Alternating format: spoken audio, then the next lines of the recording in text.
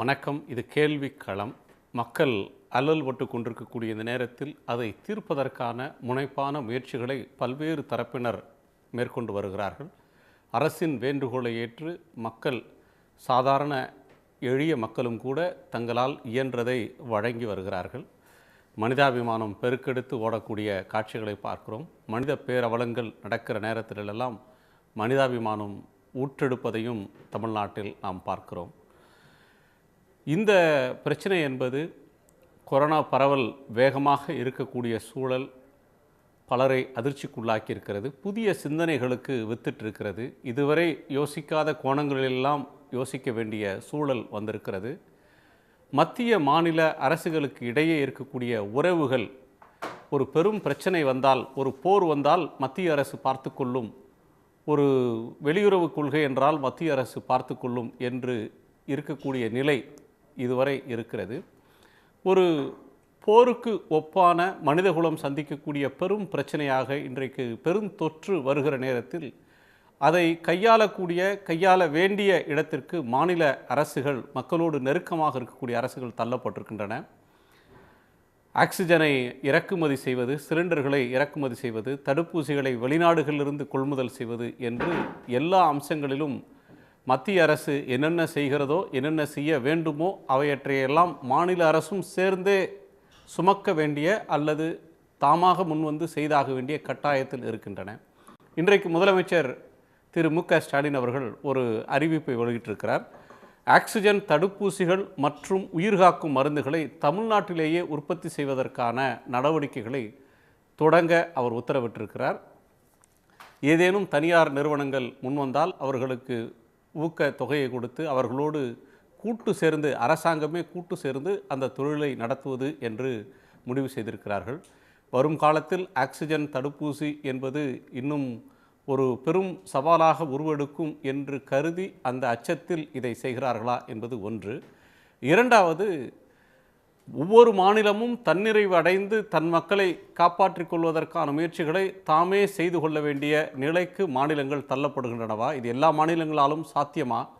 தமிழ்நாடு மாதிரியான மாநிலங்கள் இதில் முன்னோடியாக முன்கை எடுப்பதற்கான சூழல் இதில் வந்திருக்கிறதா என்பது இன்னொரு பேசுபொருள். அத்தோடு தொழில் என்பது இன்றைக்கு பெரும்பாலும் முடங்கி இருக்கக்கூடிய நிலைமையை பார்க்கிறோம். மக்கள் வாழ்வாதாரத்தை இழக்கக்கூடிய சூழலை பார்க்கிறோம். கடந்த ஆண்டில் எப்படி ஒரு பொருளாதார பின்தங்கிய நிலை இருந்ததோ அதை போன்ற ஒரு சூழல் சிறு குறு தொழில்கள், சேவை தொழில்கள் இருக்கக்கூடிய தமிழ்நாட்டிற்கு பெரும் இடியாக இருக்கப் போகிறது. அதிலிருந்து எவ்வாறு மீளப்போகிறோம் என்பதை பேசப்போகிறோம். நம்மோடு இந்த அமர்வில் ட்ரீம் தமிழ்நாடு இயக்கத்தினுடைய ஒருங்கிணைப்பாளர் திரு சுரேஷ் சம்பந்தன் அவர்கள் இருக்கிறார்கள். அவர்களோடு ஓய்வு பெற்ற ஐஏஎஸ் அதிகாரி திரு பாலச்சந்திரன் அவர்கள், பத்திரிகையாளர் திருமதி லக்ஷ்மி அவர்கள், தொழில் முனைவோர் திரு ரகுநந்தன், இவர்களோடு பொதுநல மருத்துவர் திரு பிரகாசமூர்த்தி. உங்கள் அனைவருக்கும் வணக்கம். திரு சுரேஷ் சம்பந்தன் அவர்கள்ட்டிருந்து கேட்குறேன், முன்னுரையாக என்ன சொல்ல விரும்புகிறீங்க இன்றைய சவாலுக்கு? நீங்கள் தன்னிறைவு அப்படிங்கிற ஒரு டாப்பிக்கில் ஆரம்பித்ததுனால அங்கிருந்தே ஆரம்பிக்கலாம் அப்படின்னு பார்த்தேன். இதுக்கு ஒரு உதாரணம் இருக்குது. இப்போ உதாரணத்துக்கு பார்த்தீங்கன்னா 2000 Y2K அப்படின்னு சொல்லிட்டு ஒரு பெரிய உலகமே அழிஞ்சிரும், லிஃப்ட்லாம் நின்றுரும், எல்லாமே கிராஷ் ஆயிரும் அப்படிங்கிற மாதிரி ஒரு சுச்சுவேஷன் இருக்கும் பொழுது அந்த Y2Kவே ஒரு பெரிய ஆப்பர்ச்சுனிட்டியாக நமக்கு மாறுச்சு. அந்த ஆப்பர்ச்சுனிட்டியாக மாறுறதுல என்ன ஆச்சுன்னு கேட்டிங்கன்னா, டிசிஎஸ், காக்னிசென்ட், விப்ரோ, HCL இந்த மாதிரி பெரிய பெரிய கம்பெனிகள் இப்போ உருவாகுச்சு. அது ஏன் சொல்ல வரேன்னா, ஒவ்வொரு கம்பெனிக்கு பின்னாடியும் 8000 வெண்டர்ஸ் அவங்க சப்போர்ட் பண்ணுறாங்க. அந்த ஒரு பெரிய கம்பெனிக்கு பின்னாடியும் 3000 சின்ன கம்பெனிகள் இருக்குது. இந்த டேட்டா எதுக்கு சொல்ல வரேன்னா, இந்த ஐடி சர்வீசஸ்ல இருந்து 25 யூனிகார்ன்ஸ்னு சொல்லக்கூடிய $1 பில்லியன் கம்பெனி, ப்ராடக்ட் கம்பெனிஸ் உருவாயிருக்கு. இப்போ இந்த மாதிரி இந்த பெருந்தொற்று ஒரு பக்கம் நமக்கு வந்தாலும் இது ஒரு பயோடெக் பூம் உருவாகிறதுக்கு பெரிய வாய்ப்பு தமிழ்நாட்டுக்கு ஸ்பெசிஃபிக்காக நான் நினைக்கிறேன். பயோடெக் பூம் வர்றதுக்கு பெரிய வாய்ப்புன்னு நினைக்கிறேன். ஏன் அப்படி சொல்றேன்னா, தமிழ்நாட்டில் மாத்திரமே 5000 கோடி ரூபாய்க்குள்ளாண்ட மார்க்கெட் இருக்கு. இந்த வேக்சின்னால வரக்கூடிய மார்க்கெட்டு தமிழ்நாட்டில் மாத்திரமே 5000 கோடிக்கு இருக்கு. இந்திய அளவில் 50,000 கோடிக்கு இருக்கு. உலக அளவில் 5 லட்சம் கோடி அளவுக்கு அந்த ஆப்பர்ச்சுனிட்டி இருக்கு. தமிழ்நாடு மாதிரி தொழில்மயமான மாநிலங்கள், தொழில் வளர்ச்சியில் பின்தங்கி இருக்கிற பீகார், உத்தரப்பிரதேசம் மாதிரியான மாநிலங்களை அவங்களுக்கு உதவி செய்யக்கூடிய வாய்ப்பாகவும் இதை மாற்றலாம். ஏன்னா நமக்கு அது அடுத்த டேட்டா சொல்லணும்னு விரும்புகிறேன். லிங்க்டின்ல போயிட்டு நீங்க வந்து இன்னைக்கு கூகுள் லிங்க்டின்ல போய் பார்த்தீங்கன்னா யாரெல்லாம் குவாலிஃபைடு பயோடெக் ப்ரொஃபஷனல்ஸ்னு வரும். தமிழ்நாட்டில் மாத்திரம் 24,000 பயோடெக் ப்ரொஃபஷனல்ஸ் ஆல்ரெடி லிங்க்டின்ல இருக்காங்க. லிங்க்டின்ல 24,000 பேர் இருக்காங்கன்னா இன்னும் எக்ஸ்ட்ரா ஒரு 4-5,000 பேராது இருப்பாங்க. தமிழ்நாட்டில் 70 இன்ஜினியரிங் காலேஜஸ்ல பயோடெக்னாலஜி கோர்சஸ் ரன் பண்றாங்க. அதாவது 113 கோர்சஸ் 70 இன்ஜினியரிங் காலேஜஸ்ல. 114 காலேஜஸ்ல எம்எஸ்சி இன் பயோடெக்னாலஜி பண்றாங்க. இன்னொரு 117 காலேஜஸ்ல பிஎஸ்சி இன் பயோடெக்னாலஜி பண்றாங்க. ஸோ டேலண்ட் அடிப்படையில் கூட பார்த்தீங்கன்னா கூட தமிழ்நாட்டில் வந்து அதுக்குள்ள டேலண்ட்டு, மார்க்கெட் ஆப்பர்ச்சுனிட்டி, ஒரு ஒரு டெய்ல் வின்ஸ்னு சொல்லுவோம். இது ஒரு நமக்கு ஹெல்த்தில் பெரிய பிரச்சனையாக இருந்தாலும் கூட பிஸ்னஸ்க்கு வந்து ஒரு பெரிய opportunity to build a biotech hub in Tamil Nadu. That's really what I see as a greatest opportunity. இன்னைக்கு முதலமைச்சர் சொல்லியிருக்காங்க 50 கோடி ரூபாய் இன்வெஸ்ட்மெண்ட் இருந்துச்சுன்னா, பிரைவேட் கம்பெனிஸ் யாராவது இன்வெஸ்ட் பண்ணுறதுக்கு ரெடியாக இருந்தாங்கன்னா அந்த இன்வெஸ்ட்மெண்ட்டோட கூட கவர்மெண்ட்டும் சேர்ந்து அது பப்ளிக் பிரைவேட் பார்ட்னர்ஷிப்பில் பண்ண முடியும்னு சொல்லியிருக்காங்க. அது ஒரு மிகப்பெரிய டிட்கோவோட சேர்ந்து பண்ணுறதா அனௌன்ஸ் பண்ணியிருக்காங்க. இன்னொரு விஷயம் நான் என்ன சொல்லணும்னு நினச்சேன்னா, HLL பயோடெக்னு 100% ஓன்டு ஒரு கவர்மெண்ட் என்டிட்டியே இருக்குது. அது வந்து என்ன பண்ணலாம்னா, இந்த ஸ்பூட்னிக் மாதிரியான வேக்சின்ஸ் இப்போ ஆல்ரெடி ரஷ்யாவில் வந்து அந்த பேட்டன்ட்டை நம்ம கொடுக்கறதுக்கு ரெடியாக இருக்காங்க. அதை யூஸ் பண்ணி நம்ம பெரிய அளவில் மேனுஃபேக்சர் பண்ண ஆரம்பிச்சோன்னா ஃபர்ஸ்ட் ஒரு கம்பெனியை நம்ம பெரிய அளவுக்கு வளர்க்குறதுக்கு வந்து முயற்சி பண்ணோம்னா அதை சுற்றி பெரிய ஈகோ சிஸ்டம் டெவலப் ஆகிறதுக்கு நிறைய வாய்ப்பு இருக்குது அப்படின்னு. இதெல்லாம் காலகாலத்துக்கு தேவைப்படக்கூடிய ஒன்றா இருக்க போதா? இப்போதைக்கு இருக்கிற ஒரு டெம்பரரி மெஷர் தானே. ஒரு 2-3 ஆண்டுகளுக்கு இருக்கக்கூடிய ஒரு பிரச்சனைக்கு இன்னொரு 30 வருஷம் 40 வருஷம் இருக்க வேண்டிய ஒரு தொழிற்சாலையை தொடங்குறது. அதுக்கு தான் இந்த Y2K எக்ஸாம்பிள் சொன்னேன். Y2Kங்கிறது டெம்பரரி ப்ராப்ளம் மாதிரி ஒரு 2 வருஷத்துக்கு தான் வரும் அப்படின்னு சொல்லுச்சு. ஆனால் என்ன ஆச்சுன்னா Y2K, அதாவது இந்த Y2K ப்ராப்ளத்தினால எக்கச்சக்கமான டேலண்ட் உருவாயிடுச்சு தமிழ்நாட்டில் மாத்திரமல்ல இந்தியா முழுக்கவே. அந்த ஐடி டேலண்ட் எக்கச்சக்கமாக உருவானது என்ன ஆச்சுன்னா, சப்ளை பவர் வந்துடுச்சு இந்தியாவுக்கு. உலகத்தில் இந்தியாவில் இருக்கிற மாதிரி வேற எங்கேயுமே சப்ளை பவர் கிடையாது. There is something call demand power and there is something call supply power. இங்கே தான் வந்து லட்சக்கணக்கான ஐடி ப்ரொஃபஷனல் இருக்காங்க. நீங்கள் ஒரு 500 பேரை எங்கேயாவது ஹையர் பண்ணனா வேற உலகத்தில் வேற எங்கேயுமே போக முடியாது, இந்தியாவுக்கு தான் வந்தாகணும். ஏன்னா இங்கிலீஷ் தெரிஞ்ச சப்ளை உள்ள ஒரு ஐடி ப்ரொஃபஷனல்ஸ் இந்தியாவில் தான் இருக்காங்க. அந்த மாதிரி இந்த வேக்சின், அந்த கொரோனா பேண்டமிக்கை ஒரு ஆப்பர்ச்சுனிட்டியாக யூஸ் பண்ணி நம்மளுடைய இன்ஃப்ராஸ்ட்ரக்சரையும் கேப்பபிலிட்டியும் சப்ளை பவரையும் உருவாக்கிட்டோம்னா இது தாண்டி போனதுக்கப்புறம் பயோடெக் பூம் நடக்கும். அதுக்கு வந்து நம்ம இது ஒரு பெரிய அடித்தளமாக யூஸ் பண்ணிக்கலாம். இன்ஃபர்மேஷன் டெக்னாலஜி பூம் மாதிரி இது ஒரு பயோடெக் பூம் வரும்னு சொல்றீங்க. பயோடெக் பார்க்கே கூட ஒன்று டைடல் பார்க் பக்கத்திலேயே தொடர்ந்தாங்க முன்னாடி. பெருசா பண்ணலாம். சரி, மற்ற விருந்தினர்கள்ட்ட பேசுவோம். நம்மோட திரு ரகுநந்தன் இருக்கிறார். ரகுநந்தன், சிறு குறு தொழில்கள் கடுமையாக பாதிக்கப்பட்டிருக்கிறத தொடர்ந்து வெளிப்படுத்திட்டு வரக்கூடியவர். போன அலையில் அது எப்படிப்பட்ட ஒரு பாதிப்பை தமிழ்நாட்டில் இருக்கிற சிறு குறு தொழில்கள்லாம் சந்திச்சாங்க அப்படின்னு பார்த்தீங்க. இப்போ இருக்கக்கூடியது தொழில்களுக்கு பாதிப்பில்லாத ஒரு ஊரடங்கை போட முடியுமா? எல்லா தொழிற்சாலைகளும் அவங்கவுங்க ஊழியர்களுக்கு, அவர்களை சார்ந்தவர்களுக்கு அவங்களே தடுப்பூசியை போட்டுக்கொள்வதை ஊக்குவிக்க முடியுமா அப்படின்ற பல சிந்தனைகள் பல மட்டத்தில் நடந்து கொண்டிருக்கு. இன்னைக்கு எதிர்கொண்டிருக்கக்கூடிய இந்த நெருக்கடியை நீங்கள் எப்படி பார்க்குறீங்க? தமிழக அரசுடைய இந்த அறிவிப்பு ஒரு தற்சார்பு இது, ஏன்னா பல ஆண்டு காலமாக பப்ளிக் ஹெல்த், பொது சுகாதாரம் அப்படின்ற ஒன்றில், நல்வாழ்வு அப்படின்ற ஒன்றில் அரசு பட்ஜெட் அப்படின்றது ரொம்ப ரொம்ப குறைஞ்சி போனது. இன்வெஸ்ட்மெண்ட், சென்ட்ரல் இன்வெஸ்ட்மெண்ட் அப்படின்றது பிஎஸ்யூ பொது துறை நிறுவனங்களில் வந்து இதனுடைய இன்வெஸ்ட்மெண்ட்டே ஏறத்தாழ இல்லை அப்படின்ற அளவுக்கு போயிடுச்சு. முழுக்க முழுக்க யாரெல்லாம் பப்ளிக் ஹெல்த்துக்கு இன்வெஸ்ட் பண்ணாங்களோ, எந்த மாநிலங்கள்லாம் இன்வெஸ்ட் பண்ணாங்களோ அவங்கெல்லாம் ஓரளவுக்கு இந்த பேண்டமிக்கை மேனேஜ் பண்ணுறாங்க, யாரெல்லாம் இன்வெஸ்ட் பண்ணலையோ அவங்க தத்தளிக்கிறாங்க அப்படின்ற ஒரு பார்வையும் பப்ளிக் ஹெல்த் எக்ஸ்பர்ட்ஸ் எழுதுறதை பார்க்குறோம். உங்கள் பார்வை இதில் என்ன திரு ரகுநந்தன்?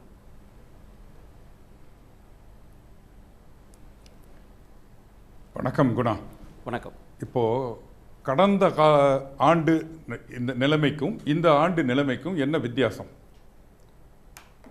போன வருஷம் இந்த ஊரடங்கு வந்த பொழுது புதுசாக இருந்தது, யாருக்கும் ஒன்றும் அதை பற்றி தெரியாது, எந்த விதமான நோட்டீஸ் டைமும் இல்லாமல் இருந்தது, சேமிப்புகள் கையில் இருந்ததை வச்சு மேனேஜ் பண்ண முடிஞ்சுது. 21 நாள் அப்படின்னு ஆரம்பித்தது 210 நாட்களுக்கு போச்சு. ஆனால் இப்போ இருக்கிறது அப்படி இல்லை. இது வந்து ஒரு பெரிய சுனாமி மாதிரி தாக்கிருச்சு. கையில் யார்கிட்டையுமே இருப்பு இல்லை. இப்போ வாழ்வாதாரம் வந்து பெரிய அளவில் கேள்விக்குறி ஆயிடுச்சு. சிறு குறு தொழில் நடத்துறவங்களை கேட்டு பாருங்க, அல்லது செல்ஃப் எம்ப்ளாய்டு பீப்புளை கேட்டு பாருங்க, அல்லது அன்றாடம் வேலை செய்தால்தான் உழைத்தால்தான் சாப்பிட முடியும் என்று இருப்பவர்களை கேட்டு பார்த்தோம்னா அவங்களால எப்படி நம்ம நாளைய விட்டுருங்க இன்றைய எப்படி பொழுதை நம்ம கழிக்க போறோன்றதுல தான் இருக்கும். இது ரொம்ப ஒரு முக்கியமான கட்டம். இந்த கட்டத்தில் நம்ம வாழ்வையும் காப்பாற்ற வேண்டும். ஏன்னா எத்தனை பேர் ஒரு நாளைக்கு நமக்கு வர்ற ஃபோன் பெல் அடித்தாலே பயமாக இருக்கு. ஒரு நாளைக்கு பேப்பரை திறந்தாக்க முந்தியெல்லாம் ஒரு 3 காலம் இருக்கிற ஆபிச்சுவரி அப்படின்றது இன்னைக்கு 2 பக்கத்து வரைக்கும் போயாச்சு.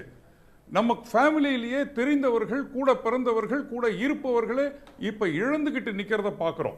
இதில் தொழில் முனைவர்களை பார்த்தீங்கன்னா அவங்கள கொரோனா தாக்கி அல்லது கொரோனானால அவங்க இல்லாத ஒரு சூழல் வரும் பொழுது அவங்களை சார்ந்துள்ள அனைவருமே பாதிக்கப்படுவோம். இன்னைக்கு நேரடியாக ஊரடங்கு தொழிற்சாலைகளுக்கு இல்லை, பெரும்பான்மையான தொழிற்சாலைகளுக்கு இல்லை அப்படின்னு நம்ம சொன்னாலும் வெறுமன பொருளை மட்டும் தயாரிச்சுக்கிட்டே இருக்க முடியாது. ஏன் தயாரிக்க முடியாதுன்னா ரா மெட்டீரியல் வரணும், ஃபினிஷ்டு ப்ராடக்ட் வெளில போகணும், மணி சர்க்குலேஷன் இருக்கணும். மணி சர்க்குலேஷன்றது ஒரு உடம்புல ஓடுற ரத்தம் மாதிரி. அந்த சர்க்குலேஷன் இல்லாமல் வெறும்னா கையையும் காலையும் தூக்கிட்டு இருக்கிறதுல மட்டும் பிரயோஜனப்படாது. இது இன்னும் நம்மளை தேக்க நிலைக்கு தான் கொண்டு போயிடும். அப்போ ஒரு ஸ்டேஜில் என்ன ஆயிரும், நம்மளுடைய ப்ரொடக்ஷன் ஜாஸ்தியாகி சேல்ஸ் கம்மியாகி டிமாண்டு கம்மியாகி ப்ரைஸ் ஃபால் ஆக ஆரம்பிச்சிடும். இதுதான் இன்றைய நிலைமை. இப்போ நமக்கு என்ன பிரச்சனை, இன்னைக்கு காலையில் பேப்பரை எடுத்து பாருங்க. கடந்த 1 வருடத்தில் ஏப்ரல் மாதத்தில் வேலை இழப்பு அதிகமான சதவீதத்தை எட்டியிருக்கோம். ஏப்ரல்லையே இந்த மேல தான் நமக்கு முழுமையான ஊரடங்கு ஆரம்பமே. இதுலேயே நம்ம வேலை இழப்பு. இப்போ வேலை இழப்பு அப்படின்றது ஏன் வருது? வேலை கொடுப்பவர்கள் இழக்கப்படுவதனால. வேலை கொடுக்கப்படுறவர்கள் ஏன் இழக்கிறாங்க? தொழில் முனைவோர்கள் ஏன் இழக்கப்படுறாங்க அப்படின்னு நம்ம அதை பாட்டம் ஆஃப் த பிரமிடை அப்ரோச் பண்ணிடணும். ப்ராப்ளம் எங்கே இருக்கோ அதை ரூட் காஸில் அப்ரோச் பண்ணிடணும். இன்றைய தேதியில் இந்த சுய திட்டங்கள் போன வருடமே பிரதமர் சொன்ன மாதிரி ஆத்ம நிர்பர்ன்ற திட்டத்தை தமிழாக்கம் தான் இது. தன்னிறைவு, சுய தன்னிறைவுன்றது ஆத்ம நிர்பருடைய ப்ரோக்ராம் தான். ஆனால் ஒரு டார்கெட்டட் அப்ரோச் வேணும். இன்றைய டாபிக்ல நீங்க சொன்னது மாதிரி ஆக்சிஜனுடைய தன்னிறைவு திட்டம் இது நல்லதா கெட்டதா அப்படின்னு பார்க்கும் பொழுது இதுல மாறுதலே இருக்க முடியாது. ஆனா எத்தனை ஆக்சிஜன் நமக்கு தேவைப்படுதுன்னு நம்மளால ஷியூரா சொல்ல முடியாது. ஒரு பேஷண்ட்டுக்கு எவ்வளவு ஆக்சிஜன் தேவைன்னு சொல்ல முடியாது, எவ்வளவு கொரோனா பேஷண்ட்டுக்கு ஆக்சிஜன் தேவைன்னு சொல்ல முடியாது, எத்தனை நாட்கள் தேவைன்னு சொல்ல முடியாது, எவ்வளவு பேர் அதனால பாதிக்கப்பட போறாங்கன்னு சொல்ல முடியாது, இன்னும் எவ்வளவு காலம் இந்த தாக்கம் இருக்க போகுதுன்னு சொல்ல முடியாது. ஆனா இதை நோக்கி நம்ம பயணப்படும் பொழுது எனக்கு வந்த ஃபோன் கால் கடந்த ஒரு 4 நாட்களாக கிட்டத்தட்ட 100 தொழில் முனைவோர்கள் என்னை தொடர்பு கொண்டு, சார் நான் இன்வெஸ்ட் பண்றேன். ஏன் இன்வெஸ்ட் பண்றீங்கன்னு கேட்டாக்க கவர்மெண்ட்ல மானியம் தராங்க, இன்வெஸ்ட் பண்றேன். அப்போ இதை ஒரு தப்பான ஒரு உதாரணமாக பயன்படுத்திடக்கூடாதுன்றது முதல் கேள்வியா எழுது. இரண்டாவது இன்வெஸ்ட்மெண்ட் பேஸ்டு இன்சென்டிவ்க்கு மட்டும் இல்லாமல் ப்ரொடக்ஷன் பேஸ்டு இன்சென்டிவை தரணும். இப்போ பக்கத்தில் இருக்கிற கர்நாடகாவில் 70% ப்ரொடக்ஷன் ஜெனரேட்டடை அவங்க ரைட் ஆஃப் பண்ணிடுறாங்க, ப்ரைஸையும் கொடுத்துட்றாங்க, இதை ப்ரொடக்ஷனை நான் ரைட் ஆஃப் பண்ணிடுறேன்றதை சொல்கிறாங்க. டெக்னாலஜிக்கு ஹேண்ட் ஹோல்டிங் வேணும். இல்லைன்னா பேருக்கு ஒரு சினிமா செட்டிங் மாதிரி ஒரு ஆக்சிஜன் பிளான்ட்டை போட்டுட்டு சப்சிடியை மட்டும் வாங்கிட்டு அப்புறம் அதை பிரிச்சிருவாங்க. இது மிஸ்யூஸ் பண்ணாமல் இருக்கணும். எண்ணங்கள் தூய்மையாக இருக்குது கவர்மெண்ட்டில், ஆனால் அதை மிஸ்யூஸ் பண்ணிடாமல் பார்க்கக்கூடிய நடைமுறை சிக்கல்களை பார்க்கணும். மூன்றாவது தொழில் முனைவோர்களுக்கு இன்றைய தேவை உடனடியாக தமிழக முதல்வர் ஆலோசனை குழு. அவர் என்ன பண்ணியிருக்காரு, இப்போ கடந்த 10 நாட்களில் முதல்ல பதவிக்கு வந்த உடனே தனது கட்சியில் இருக்கிற திறமைசாலிகளுக்கு பங்கு கொடுத்துருக்கார், பொறுப்புகளை கொடுத்துருக்கார். இரண்டாவது அரசாங்கத்தில் இருக்கக்கூடிய அதிகாரிகளுக்கு திறமையான அதிகாரிகளாக பொறுக்கி எடுத்து பொறுப்புகளை கொடுத்துருக்கார். மூன்றாவது எதிர்கட்சிகளில் இருக்கிற திறமையாளர்களை ஒரு ஒருங்கிணைப்பு குழு அமைச்சிருக்கார். நான்காவதாக டொமைன் நாலேஜ் இருக்கிற எக்ஸ்பர்ட்ஸை சேர்ந்து ஒரு குழு வாழ்வாதாரத்தையும் பொருளாதாரத்தையும் காப்பாற்றுவதற்கு உடனடியாக அவர் அமைக்கணும். அவங்களுடைய கருத்து இப்போ ஒரு 3 நாள் முன்னாடி திடீர்னு நம்ம என்ன சொன்னோம், பூக்கடைகளும் பழக்கடைகளும் நடைபாதை கடைகளும் நாளையிலிருந்து 10 மணி வரை இயங்கலாம்னு சொன்னோம். அதனால் அடுத்த நாளே அறிவிப்பு இயங்கக்கூடாதுன்னு அறிவிப்பு வருது. அப்போ அவங்களுடைய வாழ்வாதாரம் இன்னும் மோசமாக பாதிக்கப்படும். பெரிஷபிள் குட்ஸை விற்கிறவங்களுடைய வாழ்வாதாரம் அதிகமாக பாதிக்கப்படும். இதிலிருந்தெல்லாம் காப்பாற்றப்படணும். இப்போ ஆக்சிஜனை பற்றி பேசுவோம். இண்டஸ்ட்ரியல் ஆக்சிஜனை எல்லாத்தையும் பேன் பண்ணிட்டோம். இண்டஸ்ட்ரியல் ஆக்சிஜன்றது உண்மையிலேயே ஒரு சிறு குறு தொழில் ஃபேப்ரிகேஷன் இண்டஸ்ட்ரிக்கு ஆக்சிஜனை போன்றது. ஒரு ஃபேப்ரிகேஷன் இல்லாமல் எப்படி நாங்க நடத்த முடியும்? இப்போ ஷீட் மெட்டலை வாங்கினோம்னா அதை கட் பண்றதுக்கு ஆக்சிஜன் சிலிண்டர் வேணும். இண்டஸ்ட்ரியல் ஆக்சிஜனை நிறுத்துறது அப்படின்றது வந்து ஒரு நிரந்தரமான ஒரு முயற்சி இல்லையே. இப்போ ஒரு பேரிடர் இருக்கு, இருக்கிற எல்லா ஆப்ஷன்ஸையும் என்னென்ன வாய்ப்புகள் இருக்கோ, என்னென்ன ரிசோர்ஸ்ல இருக்கோ அத்தனையும் உயிர் காக்கிறதுக்கு பயன்படுத்துவோம். அதுக்காக தான் மத்திய அரசாங்கம் இண்டஸ்ட்ரியல் ஆக்சிஜன் ப்ரொடக்ஷனை கம்ப்ளீட்டா நிறுத்திட்டு எல்லாத்தையுமே மெடிக்கல் ஆக்சிஜனா மாத்துங்க அப்படின்னு பண்ணதுன்றது ஒரு டெம்பரரி மெஷர் தானே. இந்த ஒரு மாசம் அல்லது 2 மாசம் இந்த நெருக்கடியை நாம தாண்டிட்டோம்னா அதற்கு பிறகு அதுல ஒரு பெரிய தடை இருக்க போறது இல்லையா? கரெக்ட். நான் இதுல மாறுதலே சொல்லல. இதை கொண்டு வந்தது யாரு? மத்திய அரசு. அப்ப உடனடியா என்ன சொல்லிருக்கணும்? இதனால பாதிக்கப்படுற இண்டஸ்ட்ரீஸ்க்கெல்லாம் இஎம்ஐல இருந்து நான் விலக்கு கொடுக்கறேன்னு சொல்லியிருக்கணும். அல்லது லோன் எல்லாம் நீங்க வாங்கியிருந்தீங்கன்னா அதுக்கு ஒரு நீண்ட கால தளர்வுகளை கொடுக்கறேன்னு சொல்லியிருக்கணும். அல்லது இன்ட்ரெஸ்ட் ரேட்டை குறைச்சிருக்கணும். என்ன இயங்க விடாம பண்றதுக்கு மட்டும் உடனடியாக சட்டம் வருது. ஆனால் நான் மேற்கொண்டு மீண்டு வருவதற்கு உண்டான வழிமுறைகள் என்ன? எனக்கு இது இல்லைன்னா எனக்கு என்ன ஆல்டர்னேட்டிவ்? என்கிட்ட வேலை செய்யறவங்களை நான் அப்ப எப்படி காப்பாத்துறது? இதை நான் ஒண்ணுமே சொல்லல. இது வந்து பண்ண வேண்டியதுதான். நான் தப்புன்னு சொல்லவே இல்லை. உயிர் இழப்பு எக்காரணத்தை போராடியாவது காத்தே ஆக வேண்டும். ஆனால் அதுல மாறுதல் கருத்து இல்லை. இப்போ இந்த ஆக்சிஜன் சிலிண்டர்லையும் நான் வந்து இந்த நம்ம தமிழக அரசு எடுத்துக்கொண்ட வார் ஃபுட்டிங் எஃபர்ட்ஸை நிச்சயமாக பாராட்டுறேன். ஆனா இதுல என்னுடைய கோரிக்கை என்னன்னா, தயவு செஞ்சு டிமாண்டை இப்பவே கொஞ்சம் அசஸ் பண்ணிடுவோம். டிமாண்டை கொஞ்சம் ஓரளவுக்கு அசஸ் பண்ணிடுவோம். இமிடியட் தேவைகள் என்ன இருக்க போகுது இந்த கொரோனா காலத்தில், இது தீர்ந்ததுக்கு அப்புறம் என்ன இருக்க போகுது? இப்போ நீங்க பார்த்தீங்கன்னா நிறைய கான்சென்ட்ரேட்டர்ஸை நம்ம வந்து இம்போர்ட் பண்ணிக்கிட்டு இருக்கோம். கிஃப்ட் வந்துகிட்டே இருக்கு. டெய்லி நம்ம பேப்பர்ல பார்க்கறது என்ன? அந்தந்த ஹாஸ்பிட்டல்ல அவங்களுக்கு ஒரு சில டொனேஷன்ஸ் வந்துகிட்டு இருக்கு. இண்டிவிஜுவலாக போர்ட்டபிள் கான்சென்ட்ரேட்டர்ஸ் வந்துட்டு இருக்கு. இப்போ இதெல்லாம் வந்து தன்னிறைவு ஆக்கிருச்சுனாக்க அப்போ புதுசாக ஒரு பிளான்ட்டை நம்ம போட்டு ஒரு 6 மாதத்துக்குள்ள அதை ரெடி பண்ணி அப்புறம் அதை எங்கே சப்ளை பண்ண போகிறோம்? அப்போ அது எப்படி ரன் ஆகும்? அப்போ வெறும் சப்சிடி மட்டும் கொடுத்துட்டு அது வந்து ஒரு மான்யூமெண்ட்டாக ஆயிடக்கூடாதுல்ல. அதை நம்ம பாதுகாக்க வேண்டிய அவசியம் நமக்கு வருது. ஏன்னா ஒவ்வொரு மாநிலத்திலையுமே இப்போ ஆக்சிஜனை வந்து ஒரு பெரிய பேரிடர் கால தீர்வு மாதிரி பண்ணுறாங்க. அது ஆக்சிஜன் மட்டும் இல்லை. நம்ம இந்த நேரத்தில் கான்சென்ட்ரேட் பண்ணது என்ன? கிரையோஜெனிக்ஸ் டேங்க் மட்டும் பண்றதுக்கு 45 லட்சம் ஆகுது. ஒரு சிலிண்டர் மேனுஃபேக்சரிங்க்கு 10,000 ரூபாய் அந்த சிலிண்டர். அதில் அடைக்கிற கேஸ் வந்து 300 ரூபாய்க்கு விற்கப்படுது. இந்த கெப்பாசிட்டி தேவைப்படுது. அதே மாதிரி சிலிண்டர்ல இருந்து வர்ற வால்வு, அதுல இருந்து வர்ற மாஸ்க், அதுல வர்ற டியூப், இத மாதிரி ஆக்சசரிஸ் மேனுஃபேக்சரிங்கை பூஸ்டப் பண்ண வேண்டியிருக்கு. டிரான்ஸ்போர்ட்டேஷனை பூஸ்டப் பண்ண வேண்டியிருக்கு. ஏன்னா இதுக்கு ஒரு ஸ்பெஷல் டிரான்ஸ்போர்ட்டேஷன் வெஹிக்கிள் வேணும். அந்த வெஹிக்கிளை பூஸ்டப் பண்ண வேண்டியிருக்கு. அப்போ எங்க தேவையோ அங்கேயே நம்ம ஆக்சிஜன் பிளான்ட்டை போட்டுட்டோம்னா இந்த டிரான்ஸ்போர்ட்டேஷன்ஸ் எல்லாம் கம்மி பண்ணலாம், வேஸ்டேஜஸை கம்மி பண்ணலாம், காஸ்ட்டை கம்மி பண்ணலாம். அப்போ டீசென்ட்ரலைஸ்டு மெக்கானிசம் வேணும். அதாவது இதுதான் வந்து இப்போ நம்ம தெளிவாக கொண்டு போக வேண்டியது. டெக்னாலஜி வந்து டிஆர்டிஓல கண்டுபிடிச்சிருக்காங்க. இதே டெக்னாலஜி பிஎஸ்ஏ டெக்னாலஜி டிஆர்டிஓல உலக அளவில் 4வது கண்ட்ரி கண்டுபிடிச்சிருக்கு. அதை வந்து இன்னும் எல்லாருக்கும் பங்களிக்கணும். எல்லா ஹாஸ்பிட்டல்லையும் அதை கொண்டு வர்றதுக்கு உண்டான முயற்சிகளை செய்யணும். இனிமேல் ஒவ்வொரு ஹாஸ்பிட்டலும் ஆப்ரேஷன் தியேட்டர்லையோ அல்லது ஆக்சிஜன் பெட்ஸ் இருந்ததுன்னா அதற்கு உண்டான ஆக்சிஜனை எங்க இருந்து டைப் பண்ணியிருக்காங்கன்றது இல்லாம அப்ரூவலே கொடுக்கக்கூடாது. இத மாதிரியான சில இதுல இருந்து கத்துக்கின்ற பாடங்கள் இதுதான். கெடுபிடிகளை அதிகம் போட்டு, ஆனா இதே வார் ஃபுட்டிங்ல கெடுபிடிகளை அதிகம் போட்டு இப்ப இருக்கக்கூடிய ஆக்சிஜன் பெட்ஸையும் குறைச்சிடக்கூடாது. இப்போ வந்து கெடுபிடிகள் அல்லது நிபந்தனைகளை அதிகமாக போட்டு இருக்கக்கூடிய ஆப்பர்ச்சுனிட்டிஸையும் குறைச்சிடாம பார்த்துக்க வேண்டிய தேவையும் இருக்கு. இது ஒரு முன்னெப்போதும் இல்லாத ஒரு சவாலான ஒரு காலகட்டம். அதனால அடுத்து இதை விட மோசமாக ஒன்று வந்துட்டா என்ன பண்றது, அதற்கு நாம் எப்படி தயாராகணும் அப்படின்றத நோக்கி 3வது அலைன்னு ஒன்று வந்து அதில் ஒரு அவலம் வந்துடக்கூடாதுன்றதுக்காக பண்ணக்கூடிய முயற்சிகளாகத்தான் நாம் இதை பார்க்க வேண்டியதாக இருக்குது. நீங்கள் சொன்ன ஒரு முக்கியமான பாயிண்ட் ரொம்ப முக்கியமானது. அதாவது கடந்த முறை மத்திய அரசாங்கம் ஊரடங்கு லாக்டவுன் 1, 2, 3, 4, 5 அப்படியே போட்டுக்கிட்டே போனாங்க. அதனால் மொத்த நாடு முடங்கின நேரத்தில் பாதிக்கப்பட்ட தொழில்களுக்கு தேவையான பணம் மற்ற உதவிகளெல்லாம் போன முறை செய்தார்கள். இஎம்ஐயை வெய்வ் பண்ணதாக இருக்கலாம், அல்லது இன்ட்ரெஸ்ட் சப்சிடி கொடுத்ததாக இருக்கலாம். அது மாதிரியான முயற்சிகள் இப்போவும் செய்யணும் அப்படின்ற கோரிக்கை மிக முக்கியமானது. அதற்கு மத்திய அரசு என்ன செய்ய போகுதுன்னு பார்க்கலாம். நம்மோட பத்திரிகையாளர் லக்ஷ்மி இருக்காங்க. லக்ஷ்மி, உங்களுடைய முதற் பார்வை என்ன? எப்படி இருக்கு நிலைமை?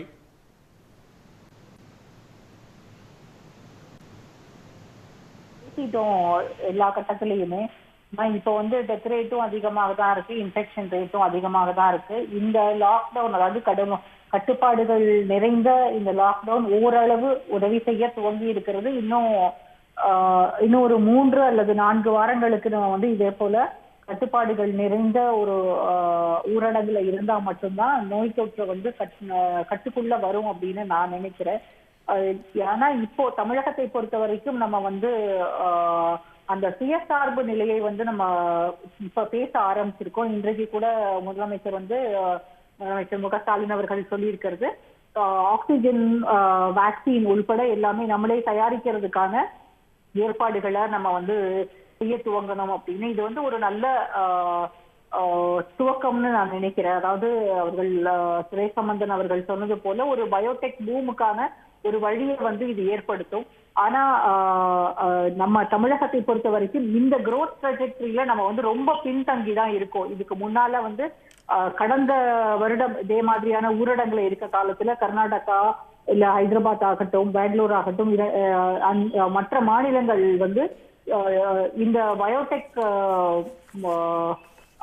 நிறுவனங்களுக்கு எல்லா விதமான சலுகைகளும் கொடுத்து அப்பவே வந்து அவங்க எல்லாவற்றையும் தொடங்கிட்டாங்க. நம்ம வந்து அப்போ இத நம்ம போட்டி பண்ணவே இல்லை. அதாவது அடுத்த வருடம் எப்படி இருக்கும், ஒருவேளை செகண்ட் வேவ் வருமா, தமிழகம் வந்து அதுக்கு தயாராகவே இருக்கல. இப்போ இந்த 10 நாட்களுக்குள்ளாக மிக வேகமாக எல்லா மட்டத்திலையும் தமிழகம் முன்னேறிக்கிட்டு தான் இருக்கு. ஆனா இது எல்லாமே பத்தாது அப்படிங்கிற ஒரு சூழல் தான் இப்போதைக்கு. ஏன்னா இன்றைக்கு கூட முதலமைச்சர் வந்து 69 கோடி ரூபாய் கிட்டத்தட்ட முதலமைச்சர் நிவாரண நிதிக்கு வந்திருக்கிறது.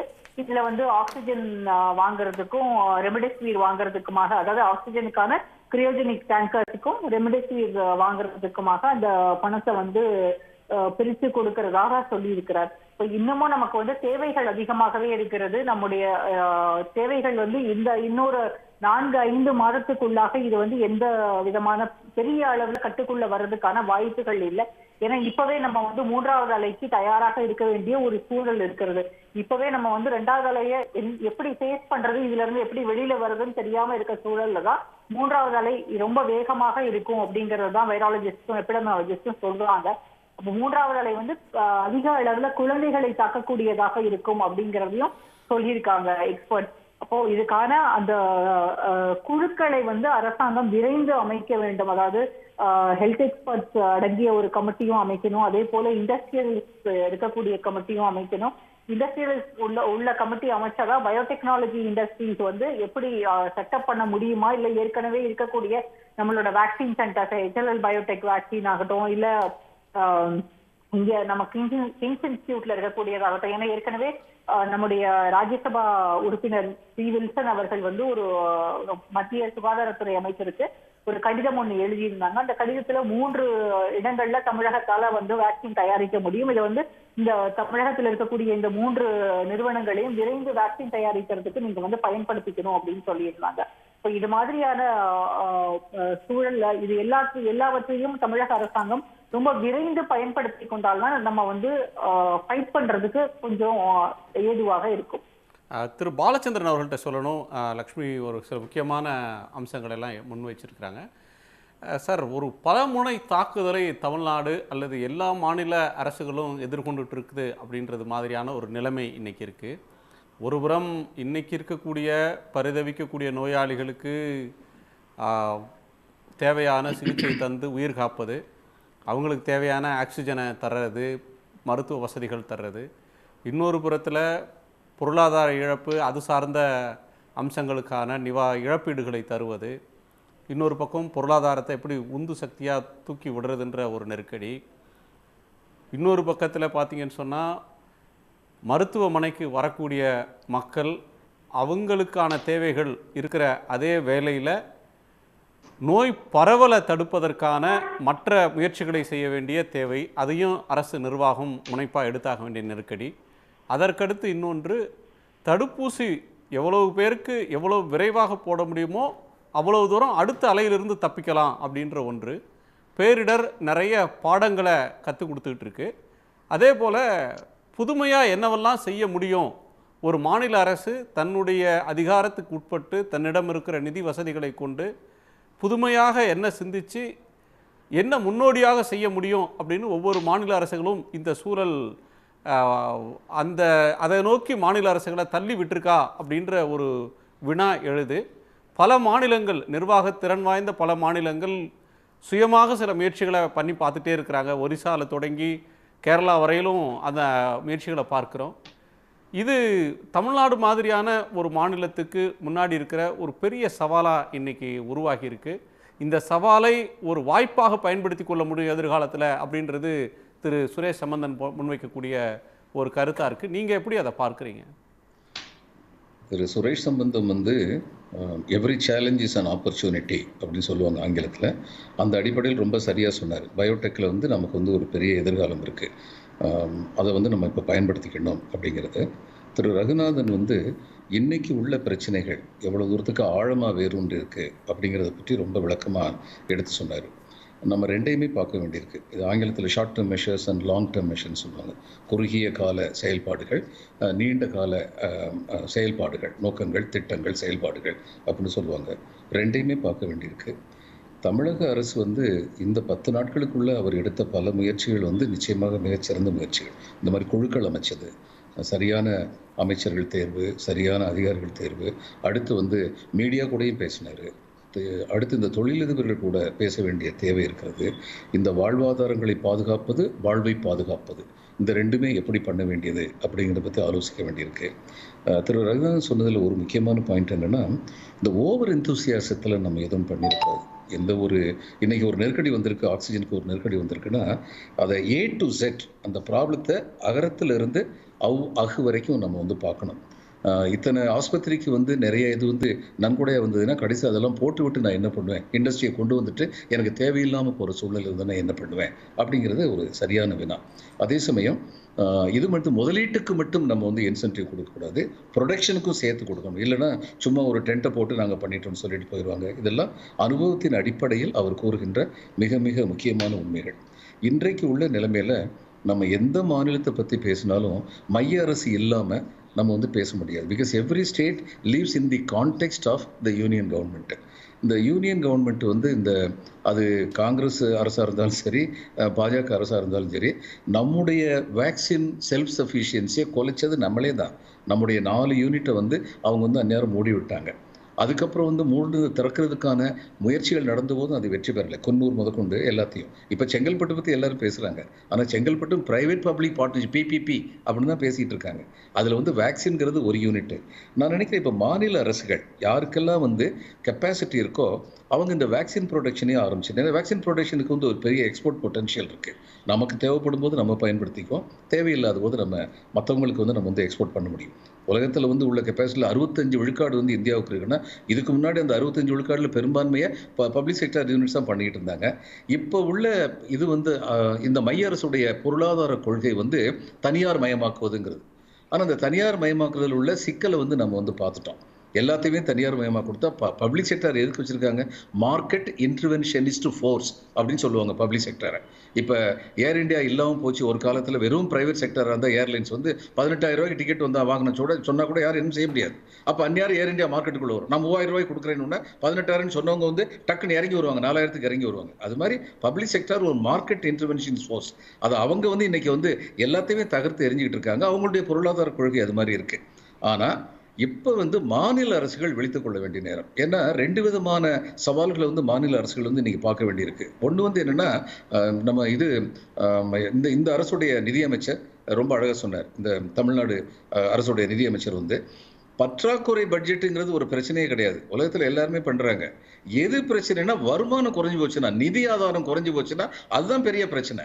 இன்னைக்கு நிதி ஆதாரம் கடந்த 5-6 ஆண்டுகளில் குறைஞ்சிருக்கு. இன்னொன்று அவர் சொன்ன முக்கியமான பாயிண்ட், எங்கெல்லாம் இன்டைரக்ட் டாக்ஸ் அதிகமாக போடுறாங்களோ அங்கெல்லாம் ஏழைகள் பாதிக்கப்படுறாங்க. அதனால இந்த ரெண்டையும் மனசில் வச்சு நம்முடைய இதை நிதி நிர்வாகத்தை நடத்தணும்னு சொன்னார். இன்னைக்கு நமக்கு தேவை என்னன்னா, நம்முடைய வருமானத்தை பெருக்கணும். நம்முடைய வருமானத்தை பெருக்கிறதுக்கு பல வழிகள் இருக்கின்றன. முதல்ல செய்ய வேண்டியது வாழ்வை பாதுகாப்பது. அதுக்கு ஏழை எளியவர்கள் பாதிக்கப்பட்டு விட்டார்கள், அதில் சந்தேகமே கிடையாது. அவங்கள வெளியில் போகக்கூடாதுன்னு சொன்னதுக்கப்புறம் வீட்டு வேலை செய்கிற பொண்ணு நாளைக்கு சம்பளம் வந்தால் தான், வேலை பார்த்தா தான் சம்பளம் கிடைக்கும் நிலைமையில் இருந்தவங்க, வாழைப்பழம் விற்றுக்கிட்டு இருந்தவங்க, தெருவில் வெஜிடபிள் விற்றுக்கிட்டு இருந்தவங்க, இங்கே எல்லாரும் நாசமாகி விட்டார்கள். ஆனால் இது தவிர்க்க முடியாதது. அப்போ என்ன செய்யணும்? மற்ற அரசுகளில் செஞ்ச மாதிரி, மற்ற இதில் வந்து நாடுகளில் செஞ்ச மாதிரி ஒரு வீட்டு வந்து வாடகைக்கு விழுந்தா அவர் வீட்டு வாடகை யாரும் எந்த ஆள் இருக்காரோ அவர் வாடகை கொடுக்க முடியல. அப்போ கனடாவில் சொன்னாங்க அவரை நீங்கள் வெளியேற்றக்கூடாதுன்னு மட்டும் சொல்லலை, வீட்டு ஓனருக்கு என்ன வாடகையோ அதில் 70 விழுக்காடோ 80 விழுக்காடோ நாங்கள் கொடுக்குறோம் அப்படின்னு சொல்லி அரசு கொடுத்தாங்க. இது மாதிரி அரசு பல காரியங்களை செய்யணும். ஏழைகள் என்று மட்டுமில்லை, இன்று சிறு குறு தொழில்கள் எளியவர்களாக இருக்கின்றார்கள். அரசுகள் ஏழை எளியவர் இரண்டையுமே பார்க்க வேண்டும். இன்று இவர்களை பார்ப்பது என்பது அவர்களுக்கு காட்டும் கருணை இல்லை. இந்த மாநிலத்தின், இந்த நாட்டின் எதிர்காலத்திற்கான அஸ்திவாரம் இன்று அவர்கள் கவனிக்கப்படவில்லை என்றால் இந்த நாடு படு பாதாளமாக பொருளாதாரத்தில் செல்லும். எனவே இதை பார்க்க வேண்டிய தேவை இருக்கின்றது. பல மாநில அரசுகள் விழிப்பாகத்தான் இருக்கின்றன. எவ்வளவு விழிப்பாக இருந்தாலும் மையத்திலிருந்து பணம் வரவில்லை என்றால், நிதி இந்த நேரத்தில் வரவில்லை என்றால் ஒரு கட்டத்திற்கு மேல் அவர்களால் செயலாற்ற முடியாமல் போய்விடும். எனவே மைய அரசை மாநில அரசுகள் அனைத்தும் சேர்ந்து அழுத்தம் கொடுக்க வேண்டிய நேரம் இது. அதையும் செய்ய வேண்டும். இன்று இருக்கின்ற நிலையில் எப்படி ஏழைகளுக்கு 1000 ரூபாய் அல்லது 2000 ரூபாய் என்று வழங்குகின்றார்களோ இதை தொடர்வதை தவிர வேறு வழி இல்லை இன்னும் சில மாதங்களுக்கு. அதே போல் சிறு குறு தொழில்களுக்கு அவர்களுடைய இஎம்ஐ உடனடியாக அரசு அறிவிக்க வேண்டும், நீங்கள் தள்ளி போடலாம் என்று. அது மட்டுமல்ல, தள்ளி போட்ட காலத்துக்கு காம்பவுண்ட் இன்ட்ரெஸ்ட் போடக்கூடாது. அந்த வட்டி தள்ளப்பட வேண்டும். அதனால் வங்கிகள் பாதிக்கப்படும் என்றால் அந்த வங்கிகளுக்கான பணத்தை மைய அரசு கொடுக்க வேண்டும். ஒன்றை ஞாபகப்படுத்த விரும்புகிறேன். பல பணக்காரர்கள் இந்த நாட்டிலிருந்து பல்லாயிரக்கணக்கான கோடி ரூபாய்களை அடித்து கொள்ளையடித்துக் கொண்டு போய்விட்டார்கள். அந்த நேரத்தில் அருண்ஜேட்லி நிதியமைச்சராக இருந்தபோது 2 லட்சம் கோடிக்கு மேல் வங்கிகளுக்கு கொடுத்தார்கள். எதற்கு? வங்கிகள் திவாலாகி விடக்கூடாது என்பதற்காக. திவாலாகும் நிலையை கொண்டு வந்தது யார்? சில பணக்காரர்கள். அப்படியானால் சில பணக்காரர்களின் தீங்குகளிலிருந்து இந்த நாட்டை காப்பதற்காக மக்களுடைய வரிப்பணத்திலிருந்து 2 லட்சம் கோடி ரூபாய்க்கு மேல் நீங்கள் கொடுக்க முடியும் என்றால் இந்த நாட்டின் வருமானத்தை உயர்த்தி காட்டும் சிறு குறு தொழில்களுக்கு ஏன் கொடுக்கக்கூடாது? சிறு குறு மீடியம் இண்டஸ்ட்ரீஸ் இந்த மூன்றும் சேர்ந்து நம்முடைய மொத்த எக்ஸ்போர்ட்டில், ஏற்றுமதியில் நேரடியாகவும் மறைமுகமாகவும் 60 விழுக்காட்டுக்கு மேல் பங்கு வகிக்கின்றன. எனவே இவைகள்தான் நம்முடைய ஆதாரம், இவைகள்தான் நம்முடைய அஸ்திவாரம். நாம் செய்ய வேண்டியது ஏழைகளை மட்டும் பார்ப்பதல்ல, எளிமை நிலைக்கு தள்ளப்பட்டுவிட்ட நம்முடைய இண்டஸ்ட்ரியல் யூனிட்ஸ் இவர்கள் அனைத்தையுமே பார்க்க வேண்டும். இவைகளையெல்லாம் இன்று பார்த்தோம் என்றால், அதே சமயம் திரு சுரேஷ் சம்பந்தம் கூறியது போல் எதிர்காலத்தை கண்ணில் கொண்டு எங்கெல்லாம் நம் வருமானத்தை பெருக்க முடியுமோ, எங்கெல்லாம் மார்க்கெட்டபிலிட்டி என்ற ப்ராடக்ட் இருக்கிறதோ அங்கெல்லாம் நம்முடைய கவனத்தை, அதற்கான கெப்பாசிட்டி நமக்கு இருக்கும் என்றால் இருக்கின்றது, அந்த கெப்பாசிட்டி இருக்கின்றது. அவைகளை சரியாக முறையாக பயன்படுத்த முடியும் என்றால் நம்முடைய நிதி ஆதாரங்களை இன்னும் சற்று இருக்கின்ற வழிகளில் பெருக்க முடியும் என்றால் இந்த சூழலில் நாம் சிறிது ஆறுதல் பெற முடியும். இதிலிருந்து எழும்பி வருவதற்கான வழிமுறைகளை செய்ய முடியும். இன்று கிராமப்புறங்களில் மிக அதிகமாக இது பரவுகின்றது. கிராமப்புறங்களில் பரவுகின்ற நிலையில் உடனடியாக செய்ய வேண்டிய காரியம், ஏனென்றால் அவர்களுக்கு இன்னும் விழிப்புணர்வு கம்மியாக இருக்கின்றது. தடுப்பூசி போட்டுக்கொள்வதில் தயக்கம் இருக்கின்றது அல்லது போடாமல் இருக்கின்றார்கள். போட வேண்டும் நினைத்தாலும் இன்று கொடுக்கக்கூடிய நிலையில் அரசு இல்லை. ஏனென்றால் உழுகிற காலத்தில் ஊர் சுத்தி விட்டு மைய அரசு அறுவடை காலத்தில் அறுவடை தூக்கி கொண்டு ஓடி வருகின்றார்கள். இன்று தடுப்பூசியை வாங்க முடியாத நிலைமை இருக்கின்றது, கிடைக்கவில்லை என்ற நிலைமை இருக்கின்றது. இவர்களுடைய ஏற்கனவே கொடுத்த 2 பேருடைய கெப்பாசிட்டியை உயர்த்துவதற்கு அவர்கள் கேட்டுக்கொண்ட பொழுது அன்று ஒன்றும் சொல்லவில்லை, இன்று சொல்லிக் கொண்டிருக்கிறார். இத்தனை சிரமங்களுக்கு நடுவில் மாநில அரசு செய்ய வேண்டியது, எப்படி அனைத்து கட்சி குழு ஒன்றை அரசு அமைத்ததோ மாநில அளவில், அதுபோல் எங்கெல்லாம் பஞ்சாயத்து முனிசிபாலிட்டி தேர்தல் நடைபெறாமல் எக்ஸிகியூட்டிவ் ஆபீசர்ஸ் அவர்கள் இங்கு பணிபுரிந்து கொண்டிருக்கின்றார்களோ அங்கெல்லாம் மாவட்ட ஆட்சியர், மாவட்ட சார் ஆட்சியர் தலைமையில் அவர்கள் அனைத்து கட்சியைச் சேர்ந்தவர்களையும் அழைத்து, இது நாட்டின் பிரச்சனை, நம் அனைவரின் பிரச்சனை, மக்களிடம் சென்று சேருங்கள், மக்களிடம் சென்று சொல்லுங்கள் என்று சொல்ல வேண்டும். பல டெம்பரரி ஹாஸ்பிட்டல்ஸ் சொல்வார்கள், பள்ளிக்கூடங்கள், கல்லூரிகள், இவைகள் அனைத்தையும் நாம் தற்காலிக மருத்துவ நிலையங்களாக மாற்ற வேண்டிய கட்டாயத்தில் இருக்கிறோம். தொடர்ந்து பேசலாம். ஒரு ஆறுதல், கிராமப்புற அளவில் என்னவெல்லாம் செய்யணும் அப்படின்ற அம்சங்களை சொல்லியிருக்கீங்க, ஒரு பரந்துபட்ட ஒரு பார்வையை காட்டியிருக்கீங்க. மத்திய அளவில் வர வேண்டிய வருவாய், மாநிலத்துக்கு வருவாய் குறைகிற நேரத்தில் எடுக்க வேண்டிய முயற்சிகள், ஊரடங்கினால் பாதிக்கப்படக்கூடிய எளிய மக்கள், சிறு குறு தொழிற்சாலைகளுக்கு எப்படி ஒரு நேசக்கரம் நீட்டணும்னு சொல்லியிருக்கீங்க. கிராமப்புறங்களில் ஏற்பட்டிருக்கக்கூடிய பாதிப்பை நீங்கள் தொட்டு காட்டினதுனால திரு பிரகாசமூர்த்தி இருக்கிறார். அவர் கிராமப்புற பகுதிகளில் சேவையாற்றி வரக்கூடிய ஒரு மருத்துவர். டாக்டர், இந்த நெருக்கடி அப்படின்றது ஓரளவுக்கு தனியாக தொடங்கியிருக்கா? கிராமங்களில் விழிப்புணர்வு வந்திருக்கிறதா? இப்போ என்ன செய்யணும், என்ன நிலைமை இருக்கு? இந்த நெருக்கடி கிராமத்துல இன்னும் மக்களிடையே நல்ல விழிப்புணர்வு ஏற்பட்டிருக்கு. ஆனா அது ஏற்பட்டிருக்கிறது ரொம்ப தாமதமா தான் ஏற்பட்டிருக்கு. இந்த எப்பயோ போன அலையில ஏற்பட்டிருக்க வேண்டியது. போன அலையில மக்கள் நினைச்சாங்கன்னா இந்த கொரோனாங்கிறது சிட்டிஸ்ல தான் இருக்கு, இன்னும் கிராமத்துக்கு வரல அப்படிங்கிற எண்ணத்தோடய இருந்தாங்க. அதோட பாதிப்புல தான் இப்ப தெரிய ஆரம்பிக்குது. இப்பதான் ஒரு வீட்லயும் வந்து மாஸ்க் போட ஆரம்பிக்கிறாங்க, அக்கம் பக்கத்துல பேசும்பொழுது மாஸ்க் போட ஆரம்பிக்கிறாங்க, வெளில போயிட்டு வந்தா சானிடைஸ் பண்ண ஆரம்பிக்கிறாங்க. இந்த மாதிரி விஷயத்தான் இப்பதான் மக்கள் ஃபாலோ பண்ண ஆரம்பிக்கிறாங்க. சோ இப்பதான் இந்த நம்மளுடைய அலை வந்து உச்சத்தை நோக்கி போய்கிட்டு இருக்கு. இன்னும் உச்சத்தை அடையல. மே 15ஆம் தேதியே நம்ம அடைஞ்சிடும் எதிர்பார்த்தோம். இன்னும் 15ஆம் தேதி உச்சத்தை அடையல. இனிமே அதை அடைஞ்சு அதுக்கப்புறம் தான் குறையணும். இப்ப எல்லாரும் வந்து ஆக்சிஜன் பற்றாக்குறைன்னு சொல்லிட்டு நம்ம அதே பார்க்கணும். எதனால ஆக்சிஜன் குறையுது? இப்ப இன்னைக்கு கொரோனா பாதிக்குது அப்படின்னா நாளைக்கே வந்து ஆக்சிஜன் குறைய போறது கிடையாது. அது ஒரு வாரம் கழிச்சுதான் எப்படியுமே குறைய ஆரம்பிக்கும். நம்ம ஆரம்பத்திலே வந்து நோய் அறிகுறிகள் வந்த உடனேயே மக்கள் வந்து சுதாரிச்சுக்கணும். சாதாரண சளியா இருக்கும், சாதாரண ஜுரமா இருக்கும் அப்படின்னு சொல்லிட்டு அவங்க டயத்தை வந்து ரொம்ப லேட் பண்ணிடுறாங்க. இந்த டைம் லேட் ஆக ஆக்சிஜன் வந்து உள்ளுக்குள்ளேயே குறைய ஆரம்பிச்சிருங்க. லாஸ்ட் மினிட்ல இப்போ ஒரு ஹாஸ்பிட்டல்ல ஒரு 50 பெட் இருக்கு, 50 பெட்டுக்கு ஆக்சிஜன் இருக்கு அப்படிங்கிறப்ப திடீர்னு ஒரு 100 பேர் உள்ள போகும்போது அந்த சூழ்நிலை வந்து ரொம்ப சமாளிக்க முடியாத போயிடுது. அதனால இப்ப நம்ம ஆக்சிஜனை பத்தி பேசுறோம். ஆனா போன அலையை விட இந்த அலையில இந்த வைரஸுடைய உருமாற்றம் ஏற்பட்டிருக்கு. D614 அப்படிங்கிறது முதல்ல சைனால இருந்து வந்த ஸ்ட்ரெயின். ஆனா இப்ப நம்ம கிட்ட உள்ளது D1.6.1 6.7.2 அப்படிங்கிற ஒரு ஸ்ட்ரெயின். இது வந்து இன்னும் சீக்கிரமா வந்து நுரையீரலை போய் பாதிக்கக்கூடியது. இதுக்கு என்ன காரணம் அப்படின்னு பார்த்தோம்னா, இந்த கொரோனான்றது வந்து சாதாரணமா இயற்கையா உருவான ஒரு வைரஸ் கிடையாது.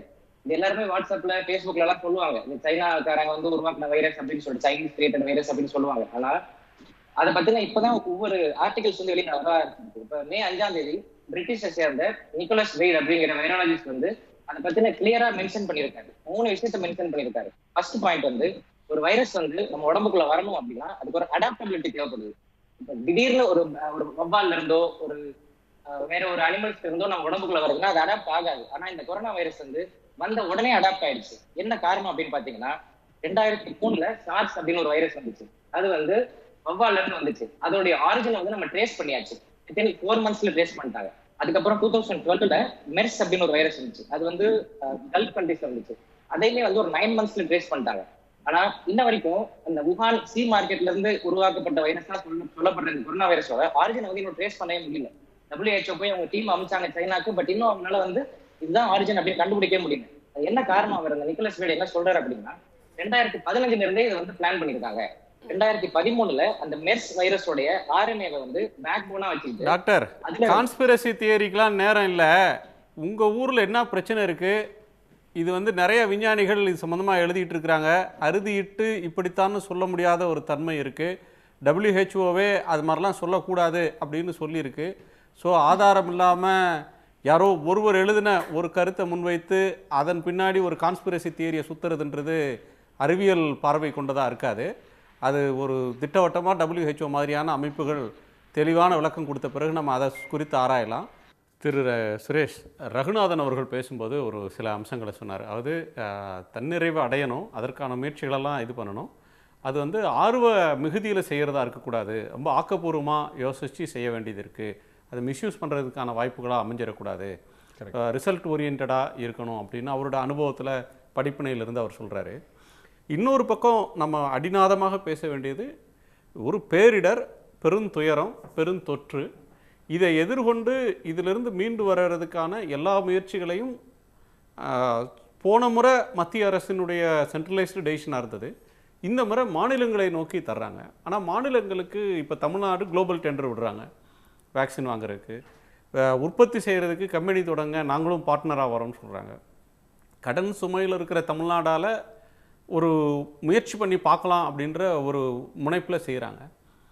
இதுவே வசதி இல்லாத மிக மிக மோசமான பொருளாதார சூழலில் ஒரு மாநிலம் இருக்குது அப்படின்னா அந்த மாநில மக்கள் தடுப்பூசி போட்டுக்க மத்திய அரசாக பார்த்து ஏதாவது கொடுத்தா தடுப்பூசி போடுவாங்க, இல்லைன்னா போடாமல் போயிடுவாங்களா?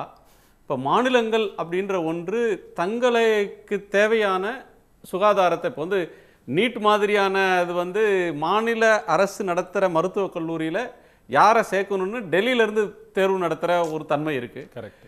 மாநிலங்களில் பிரச்சனை மிகுற நேரத்தில் நீங்களே பார்த்துக்குங்க, உங்களால் முடிஞ்சது நீங்கள் பண்ணிக்கங்க, நாங்கள் ஏதோ சப்போர்ட் பண்ணுறோன்ற ஒரு தன்மை இருக்கிறதா இருக்குது.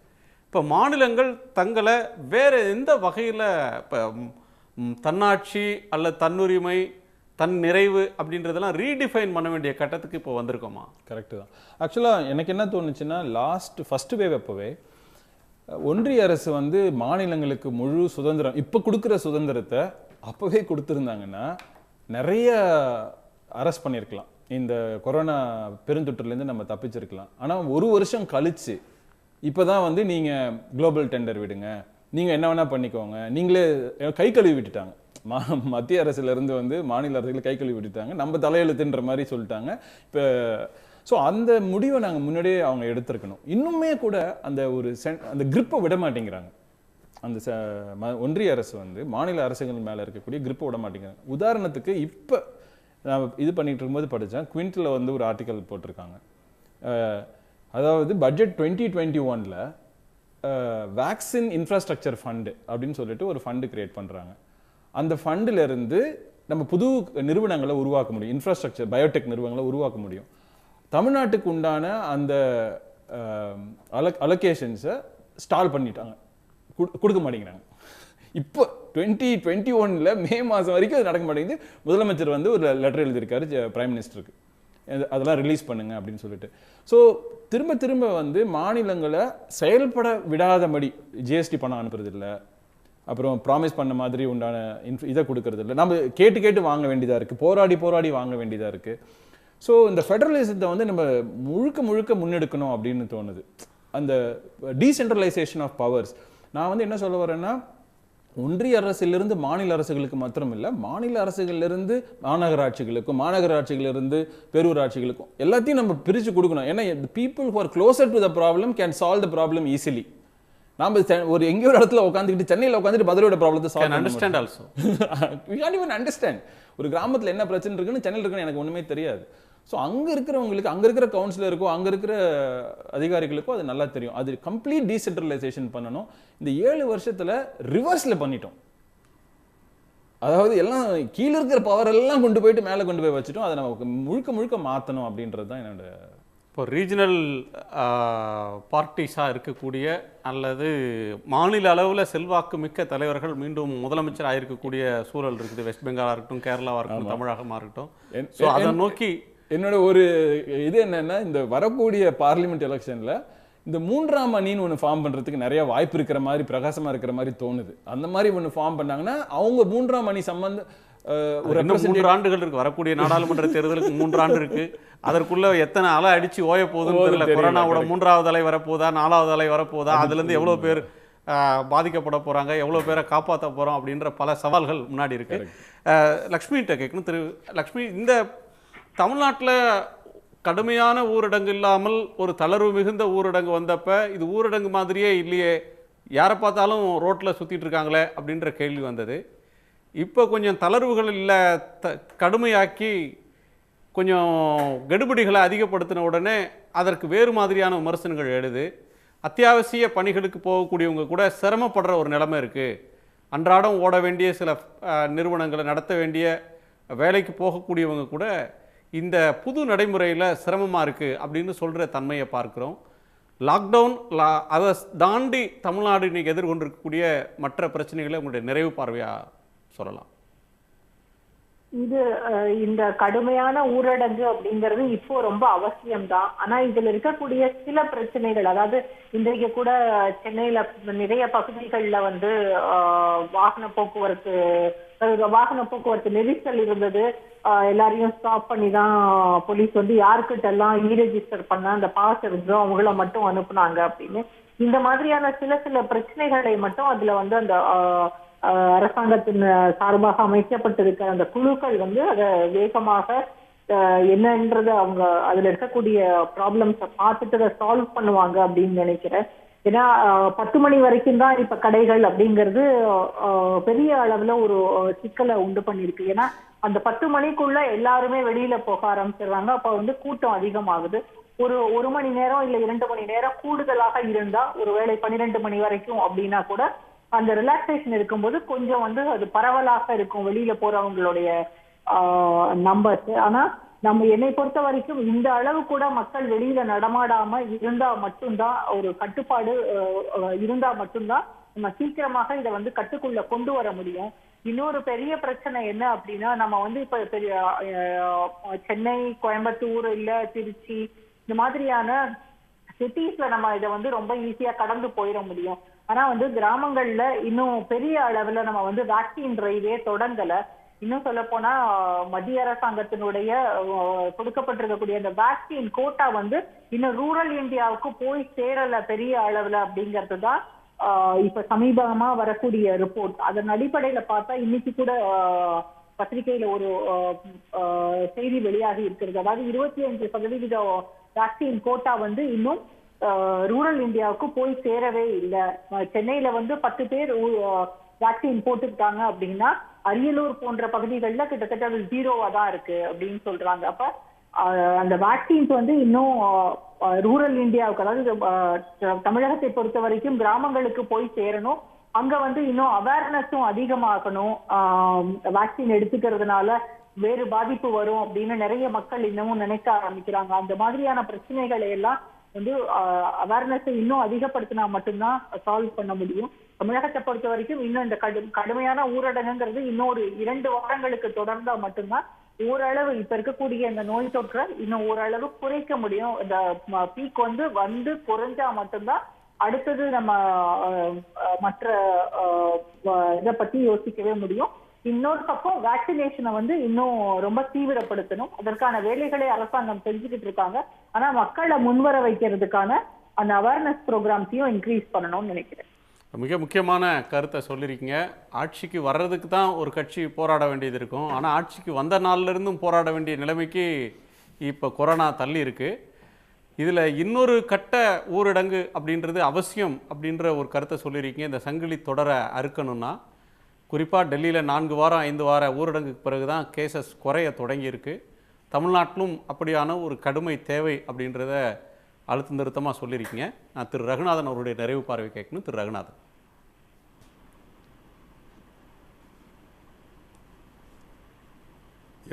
என்னுடைய பார்வையில் குணா, இந்த ஊரடங்கு அப்படின்றது இன்னும் தீர்க்கமாக ஒரு 4 வாரங்களுக்கு இருக்க போகுது. அது இறக்கம் ஆரம்பித்தாலே அடுத்த ஒரு 2 வாரங்களுக்கு சென்றுதான் ஆக வேண்டும்.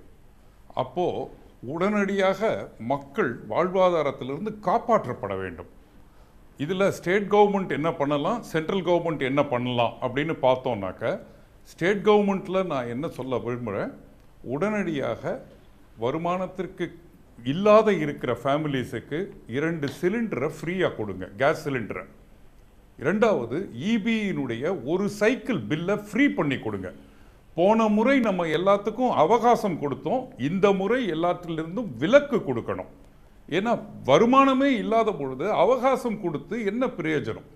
அப்போ இது 2ஐயும் பண்ணிட்டோம்னாக்கா அத்தியாவசிய தேவைகளை பூர்த்தி பண்ணிடும். ஏற்கனவே ரேஷன் கொடுக்குறார், ஏற்கனவே 2000 ரூபாய் கொடுக்குறார், இது பூர்த்தி ஆயிரும் மக்களுக்கு. 2வது ஒர்க் ஃப்ரம் ஹோம் அதிகமாயிருச்சு இப்போ. அப்போ ஒர்க் ஃப்ரம் ஹோம் வீடு இல்லாதவர்கள், ஒரு 100 சதுர அடியில் 4 பேர் வாழ்க்கையை நடத்துகிறவங்க வீட்டில் எப்படி ஒருத்தர் ஒர்க் ஃப்ரம் ஹோம் பண்ண முடியும்?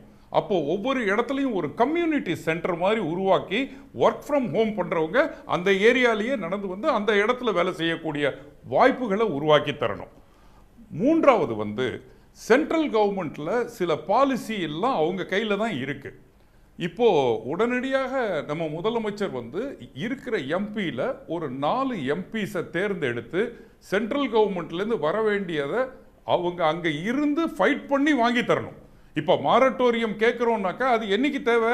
போன 5ஆம் தேதிக்கு முன்னாடி வந்திருந்தால் இந்த மாதம் செலவுலேருந்து காப்பாற்றப்பட்டிருக்கலாம். அதே மாதிரி நம்ம ஜிஎஸ்டி கட்டுறதுலேருந்து விலக்கு வேணும்னு கேட்டோம். அது உடனடியாக இன்னைக்கு தேதி 18, அது எப்போ வந்திருக்கணும்? போன வாரம் வந்திருக்கணும். அப்போ கையில் இருக்கிற இருப்பை அவசர தேவைகளுக்காக உபயோகப்படுத்தி இருக்கலாம்.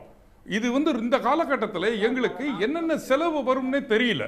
மெட்டீரியல் எல்லாம் பாழாயிட்டு இருக்கு, மெஷின் எல்லாம் பாழாயிட்டு இருக்கு, ஆர்டர்லாம் கேன்சல் ஆகிட்டு இருக்கு, வர வேண்டிய இடத்துலேருந்து பணம் வரமாட்டேன்னுது.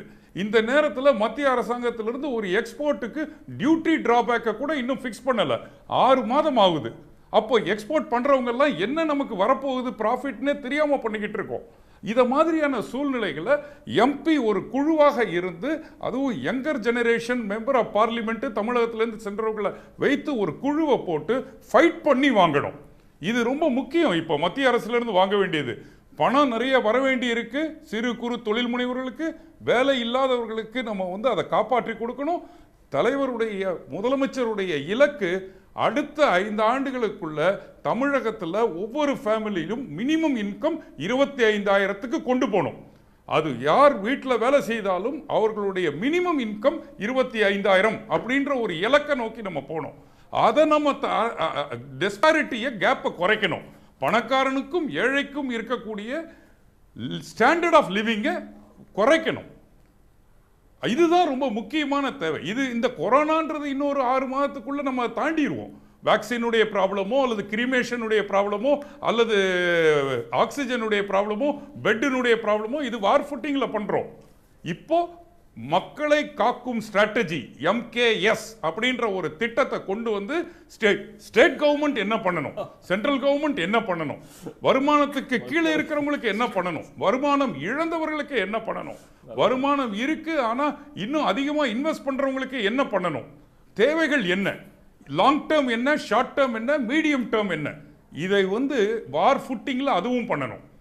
இதை பண்ணால் மட்டுமே நம்ம எல்லாருமே நாளைக்கு சுபிட்சமாக இருக்க முடியும். நீங்க தொலைநோக்கோடு என்னவெல்லாம் செய்யணும் அப்படின்றத திரு ரகுநாதன் சொல்றாரு. இப்ப உடனடியாக செய்ய வேண்டிய விஷயம் தான் எல்லோருடைய மனதையும் சிந்தனையும் ஆக்கிரமிச்சிருக்கு. கொரோனாவோட தொற்றை தடுப்பது, உயிரிழப்பை தடுப்பது அப்படின்ற ஒன்று தான் நிர்வாகத்தில் இருக்கக்கூடிய உங்களுடைய சிந்தனையை முழுமையாக ஆக்கிரமிச்சிருக்கும். நீங்கள் சொல்கிறது வாழ்வாதாரத்தை, ஒரு மகிழ்ச்சியான வாழ்க்கையை தமிழ்நாட்டில் எல்லோரும் வாழ்வதற்கான தொலைநோக்கு சிந்தனையை சொல்லி வச்சுக்கிறீங்க. மிக்க நன்றி. திரு பாலச்சந்திரன், உங்களுடைய நிறைவு பார்வை. சட்டியில் இருக்கிறது தான் அகப்பையில் வரும். இன்றைக்கி நம்மகிட்ட வேக்சின் அதிகமாக கிடையாது. இதை நம்ம எல்லோரும் உணர்ந்துக்கணும். அப்போது பாப்புலேஷன் டென்சிட்டி உள்ள இடத்துல தான் அதிகமாக வேக்சின் கொடுக்க வேண்டிய கட்டாயத்தில் இருக்கும். வேக்சின் எல்லாருக்கும் போதுமான அளவு இருந்தால் எல்லாருக்குமே கொடுத்துருக்கலாம். இது மாநில அரசுடைய இது கிடையாது, செயல் கிடையாது. மைய அரசுடைய தூக்கத்தினால வந்த செயல். ஆனால் இதுதான் இன்றைக்கி இருக்கிற நிலவரம். அதுக்குள்ளே தான் பிரித்து கொடுக்கணுங்கிறத நம்ம எல்லாரும் உணர்ந்துக்கிடணும். அடுத்து நான் சொன்ன மாதிரி இன்றைக்கி கிராமப்புறங்களில் இந்த நோய் பரவும் பொழுது கிராமப்புறங்களில் உள்ள கட்டுமானங்கள் வெரி ஃபார்ச்சுனேட்லி தமிழ்நாட்டில் 50, 60, 70 வருடங்களாக இன்க்ளூசிவ் குரோத்துங்கிறத நம்புற அரசுகளாக இருந்ததுனால கிராமப்புறங்களில் கட்டுமானங்கள் இருக்கிறது. அதனுடைய தரங்கள் இன்னும் மேற்படுத்தப்பட வேண்டுங்கிற ஐயம் இல்லை, ஆனால் இருக்கிறது, ஒன்றுமே இல்லாமல் இல்லை. அப்போ அங்கே நம்ம அந்த கட்டுமானங்களை சரியான முறையில் பயன்படுத்தி அந்த பப்ளிக் அவேர்னஸ் ப்ரோக்ராமை இம்மீடியட்டாக செய்ய வேண்டியது அந்த பப்ளிக் அவேர்னஸ் ப்ரோக்ராமை கொடுக்கணும். மைய அரசு தன்னுடைய கரன்சி செஸ்ட்டை திறந்து விட்டால் ஒழிய இந்த மாநில அரசுகள் சில மாதங்களுக்கு பிறகு செயலிழந்து விடும். இதுதான் உண்மை. அதனால மைய அரசு இப்போ 4 MP நம்ம MP மட்டும் போகிறதில்ல, மாநில அரசுகள் ஒரு 7, 8 அரசுகள் ஒன்றிணைந்து மைய அரசுகிட்ட அவங்க சொல்லணும். நம்ம இன்னைக்கு ஒரு நோயை தடுக்கிற முயற்சியில் இல்லை, ஒரு போரில் இருக்கிறோம், ஒரு யுத்தத்தில் இருக்கோம். கண்ணுக்கு தெரியாத ஒரு விரோதி கூட யுத்தம் நடத்திக்கிட்டு இருக்கோம். இன்னைக்கு அந்த வார்லைக் சிச்சுவேஷனுங்கிற அவேர்னஸ் இன்னும் மைய அரசுகிட்ட இன்னைக்கு வரைக்கும் இல்லை. இவங்க ஆக்சிஜன் இதை அவங்க ப்ரொடியூஸ் பண்ணாமல் இல்லை, சிலிண்டருக்கெல்லாம் ஃபண்ட் அலோகேட் பண்ணாமல் இல்லை, பண்ணிட்டு என்ன பண்ணாங்க, டெண்டருக்கு 6 வாரம், அடுத்து டெண்டர் சரியா இருக்கான்னு பார்க்கறதுக்கு. இதெல்லாம் வாரில் பண்ண வேண்டிய காரியம் இல்லை. அதை உடனடியாக பண்ணியிருந்தாங்கன்னா ரெடியாக இருந்திருக்கும். எப்பயாவது மைய அரசு விழித்துக் கொள்ள வேண்டும். எங்கே இருக்கிறார்கள் மைய அரசின் மந்திரிகள், பிரதம மந்திரி உட்பட அப்படின்னு யாரும் கேள்வி கேட்கக்கூடாத ஒரு நிலைமையாக இருக்கணும். அப்படி இருந்தால் தான் இதை சமாளிக்க முடியும். நம்மளால் முடிஞ்ச அளவு இப்போ சமாளிச்சுக்கிட்டு இருக்காங்க மாநில அரசு. நிச்சயமாக அவங்களுக்கு நம்முடைய வாழ்த்துக்களும் நம்முடைய ஆதரவும் இருக்குது. நன்றி. டாக்டர் பிரகாசமூர்த்தி, உங்களுடைய நிறைவு பார்வை. இப்போ உள்ள அலையை நம்ம கட்டுப்படுத்தணும், அடுத்தது வரக்கூடிய அலைகளை கட்டுப்படுத்தணுங்கிறப்ப எனக்கு 2 பாயிண்ட் சார். இப்போ உள்ள அலையை கட்டுப்படுத்துறது ஒரு ஷார்ட் டேர்ம் கோல். என்ன செய்யணும் அப்படின்னா, இப்போ அங்கன்வாடி எல்லாமே க்ளோஸ் ஆயிடுச்சு. ஸோ அங்கன்வாடி ஊழியர்கள் இப்போ எலெக்ஷன் டியூட்டி பார்த்து எலெக்ஷன் ஸ்டாஃப் எல்லாமே பெரும்பாலும் வேக்சினேட் பண்ணிருப்பாங்க. ஸோ அதை ஒரு 2 months பேக்கே வேக்சினேட் பண்ணுறதுக்கு நல்ல ஒரு இம்யூனிட்டி அவங்களுக்கு இருக்கும். அவங்கள ஒவ்வொரு வார்டா பிரித்து விடணும். உதாரணத்துக்கு நான் இருக்கிற மன்னார்குடியில 33 வார்டு இருக்கு. எலெக்ஷன் டியூட்டி பார்த்தவங்களாம் ஆல்மோஸ்ட் ஒரு 100-200 பேஷண்ட் 200 people இருக்காங்க. அப்படிங்கும்போது ஒவ்வொரு வார்டுக்கும் ஒரு 3 to 5 பேரை பிரிச்சு விட்டு வீடு வீடா சென்று இந்த இன்ஃப்ராரெட் தெர்மோமீட்டர் வச்சு நம்ம டெம்பரேச்சர் செக் பண்ணணும். ஜுரம் இருக்கிறவங்களுக்கோ அந்த ரத்த கொதிப்பு சக்கரை நோய் உள்ளவங்களுக்கு அறிகுறி இல்லாமலே ஆக்சிஜன் குறையுது அப்படிங்கிறப்ப அவங்களுக்கு பல்ஸ் ஆக்சிமீட்டர் வச்சு விரல்ல வச்சு செக் பண்ணணும். அப்படி இருக்கும்போது நம்ம ஆரம்பத்திலே கண்டுபிடிச்சிடலாம். 33 வார்டு, ஒவ்வொரு வார்டுக்கு 3 பேர் அப்படின்னு பிரிச்சு விடும் பொழுது 3 நாள்ல என்டையர் டவுனையுமே நம்ம கவர் பண்ணிடலாம். ஆரம்பத்துல உள்ள அறிகுறிகளை கண்டுபிடிக்கும் பொழுது உங்களுக்கு ஆக்சிஜன் குறைவதை பின்னாடி குறைவதை முன்கூட்டியே நம்ம கணிச்சிடலாம். இது ஷார்ட் டேர்ம் கோல். இதை நம்ம செஞ்சோம்னா வித்தின் 1 weekல நம்மளுடைய அலையை டிராஸ்டிக்கா கம்மி பண்ண முடியும். அடுத்து வரக்கூடிய அலை இப்ப இந்த வைரஸ் உருமாறிக்கிட்டே இருக்கு. அந்த கான்ஸ்பிரசி தியரி எதுக்கு நான் சொன்னேன் அப்படின்னா, அது வீரியம் அதிகமாகிட்டே போகும். அடுத்தடுத்த அலையில அதிகமாகும். போன அலையில மக்களுக்கு ஆக்சிஜன் தேவைப்படலை. இப்ப அது நம்மளோட அடாப்டபிலிட்டி அதிகமாகும் பொழுது, மியூட்டேட் ஆகிட்டே இருக்கும் பொழுது ஆக்சிஜன் தேவை அதிகமாகுது. இப்ப அடுத்த 3வது அலை அப்படிங்கும் பொழுது இன்னும் அதோட ஆக்சிஜன் தேவை அதிகமாகும். குழந்தைகளை பாதிக்கக்கூடிய பாதிப்புகள் அதிகமாகும். இந்த வைரஸ் எங்கெல்லாம் எதிர்ப்பு இருக்கோ அதுக்கேற்ற மாதிரி தன்னை மாறி முதல் அலையில வந்து வயதானவங்களை தாக்குச்சு, 2வது அலையில வயதானவர்கள் மற்றும் இளைஞர்களை தாக்குச்சு, 3வது அலை வந்து வயதானவர்கள், இளைஞர்கள், அதோட சேர்ந்து குழந்தைகளையும் தாக்கும். அப்படிங்கிறப்ப நம்ம இன்னும் அதுக்கு ப்ரிப்பேர்டா இருக்கும். அப்படிங்கிறப்ப நம்ம வேக்சினேஷன் மட்டும்தான் அதுக்கான ஒரே தீர்வு. இப்போ குழந்தைகளுக்கு போடக்கூடிய வேக்சினேஷன் வந்து இப்போ ட்ரையல்ஸ்ல இருக்கு. அதுக்கு கூடிய சீக்கிரம் அந்த ட்ரையல்ஸை கம்ப்ளீட் பண்ணி 2 இயர்ஸ்ல இருந்து 18 இயர்ஸ் வரைக்கும் உள்ள குழந்தைங்களுக்கு வேக்சினேட் பண்ணிட்டோம் அப்படின்னா அக்டோபர் நவம்பர்ல வரக்கூடிய மிகப்பெரிய 3வது அலையை வந்து நம்ம தடுக்க முடியும். இதுதான் அந்த long term goal. Short term goal வந்து ஒவ்வொரு வார்டுக்கா உறுப்பினர்களை பிரித்து விட்டு வீடு வீடா சொல்லி இந்த மைக்ரோ பிளானிங் இதை பண்ணி ஆரம்பத்திலே கண்டுபிடிச்சோம் அப்படின்னா நோய் அறிகுறிகளை பரவிடாம நம்ம தடுக்க முடியும். நன்றி. கிராமப்புறங்களையும் கவனம் செலுத்தணும்னு சொல்லியிருக்கீங்க. மிக்க நன்றி. உங்கள் அனைவருக்கும் நன்றி. மீண்டும் சந்திப்போம். இது கேள்விக்களம், மக்களின் மேடை.